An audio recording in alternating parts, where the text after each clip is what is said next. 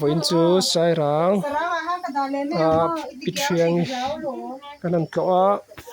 kan kalrem chan hi chaw kan tlo thina ama chawin oma ai rong te hi ein bol ve nok ama hi tar mai to pialama taksa hi khura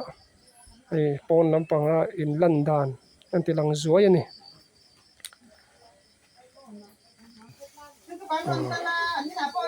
yan ama hi khur chi ang khania yan rong ten ala in bol ve nok ani ami thi fi vat to lowa a beng po hit thal tuk to lo deu boka leila tom diawani a pasala sun to a tiang hirama chawin ani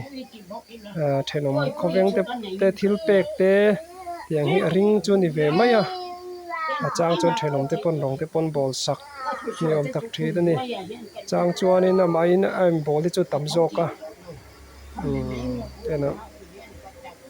oi thak viau wani ma te chuan ron jin chuak thina kan ro pui chip lama te po ituna chon tiang hin ko sak dan chu ni mai kan kal rem chan ni chon kan tlo thil te kan an pe ve thina kan nei rem chan ang te hai gas avoin chu artui min chum sak ru tia ama chum te boi thaka gas lighter mang thei to lawa kutina met chaw lawa hai kan muang hian nol bok om rem rum mai ni kati ala akuta khur sia ka thing hlum thina atia nia don hi chuan voin chu kanan tloa nula chelo la nula viau mai mi thil pek te ringa om khani ve deuh to top mai ni an thenom te pon fela yang hian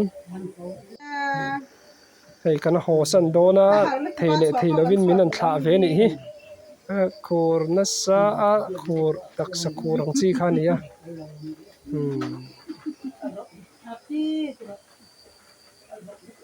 thla khop mai nila kalang e o